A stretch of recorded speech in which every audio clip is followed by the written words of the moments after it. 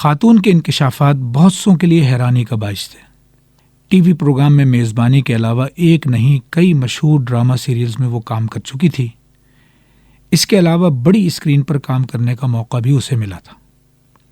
شہرت، دولت اور عزت کی بظاہر کوئی کمی نہیں تھی، تاہم اپنے انٹرویو میں اس نے اعتراف کیا کہ اس ساری چمک دمک کے باوجود وہ اندرونی طور پر ٹوٹ پھوٹ کا شکار تھی اور اسی لیے طویل عرصے تک نفسیاتی طور پر ایک ایسی بیماری میں مبتلا رہی جس میں مبتلا لوگ ذہنی طور پر اتار چڑھاؤ کا شکار ہوتے ہیں، کبھی شدید ڈپریشن اور کبھی اس کے برعکس بالکل جنونی سا انداز اختیار کرنے کی بنا پر اس کی روزمرہ کی سرگرمی منفی طور پر متاثر ہوتی ہے۔ خاتون کے بقول اس کی ایسی ہی کیفیات کے دوران ایک مرحلہ ایسا بھی آیا جب اس نے خودکشی کا ارادہ کیا۔ پھر وہ صحت یاب کیسے ہوئی؟ اس سوال کے جواب میں اس کا کہنا تھا کہ اس کے لیے وہ بیرون ملک علاج کے طویل مراحل سے گزری، جس کے دوران اس نے اپنی پیشہ ورانہ مصروفیات بھی ترک کیے رکھی۔ علاج کے اس طویل عرصے میں کونسلنگ کے ساتھ ساتھ مراقبہ کرنے، گہرائی میں جا کر اپنی شخصیت کا تجزیہ کرنے اور یوں خود احتسابی کرنے کا بھی موقع ملا۔ اس کے بقول علاج کے دوران ہونے والے اس سارے عمل نے مجھے اپنے آپ کو پہچاننے میں مدد دی۔ اب میں اپنے آپ کو بہتر طور پر سمجھتی ہوں اور جانتی ہوں کہ مجھے کیا کرنا ہے اور کہاں پہنچنا ہے۔ زندگی کا کوئی بھی شعبہ ہو، اتار چڑھاؤ تو آتے ہی رہتے ہیں، لیکن شوبز کی دنیا میں جہاں ہر طرف روشنیوں کی چکاچوند ہوتی ہے، بہت سے تاریک پہلو لوگوں کی نگاہوں سے پوشیدہ رہتے ہیں۔ البتہ کبھی کبھار سامنے آنے والا ایک آدھ واقعہ اس دنیا کے بہت سے ایسے پہلوؤں کو نمایاں کر دیتا ہے۔ در حقیقت ڈپریشن یا جنونی کیفیت میں مبتلا اور خودکشی کا ارادہ کرنے والی یہ اداکارہ تنہا نہیں۔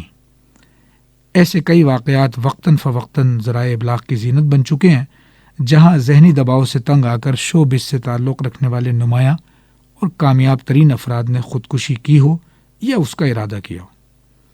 اس خاتون کو تو وقت پر رہنمائی مل گئی اور یوں وہ اپنے ارادے میں کامیاب نہیں ہو سکی۔ اپنے تجربے کی روشنی میں خاتون نے ڈپریشن میں مبتلا لوگوں کے لیے، خواہ وہ کسی بھی شعبہ زندگی سے تعلق رکھتے ہوں، کئی مفید مشورے دیے۔ وہ کہتی ہیں کہ ذہنی دباؤ اور اس سے متعلق مسائل کو سنجیدگی سے لینا چاہیے، اس بارے میں کسی سے مدد لینے میں ہچکچاہٹ نہیں ہونی چاہیے۔ دوسری جانب مریض کے لواحقین کے لیے مشورہ دیتے ہوئے اس نے زور دیا کہ بروقت توجہ اور سب سے بڑھ کر قریبی عزیزوں کی جانب سے محبت اور اس کا بھرپور اظہار غیر معمولی طور پر علاج کے عمل میں اثر انداز ہوتا ہے۔ اپنے انٹرویو میں اس کا مزید کہنا تھا کہ میں یہ سب باتیں اس لیے کر رہی ہوں کہ ذہنی مرض کو پاگل پن نہیں سمجھنا چاہیے۔ آج کی دنیا میں جب اکثر لوگ شدید دباؤ کے ماحول میں زندگی گزار رہے ہوتے ہیں، کوئی بھی انسان نفسیاتی بیماریوں کا شکار ہو سکتا ہے۔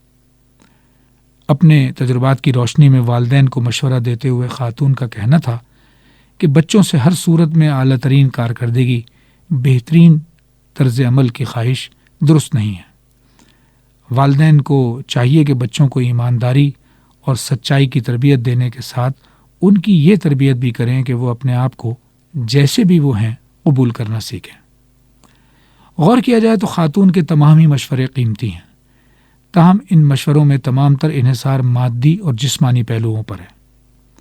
اہل ایمان کے لیے ان مادی پہلوؤں کو پیش نظر رکھنا بھی ضروری ہے، تاہم اللہ پر ایمان، اس کی قدرت اور صفات پر یقین وہ عنوانات ہیں جن کی موجودگی میں اول تو انسان بڑی سے بڑی مشکل کو جھیل لیتا ہے، اور اگر کبھی کسی وقتی دباؤ کا سامنا بھی ہو تو اللہ کے ساتھ اس کا تعلق اس کی قوت برداشت کو بڑھا دیتا ہے۔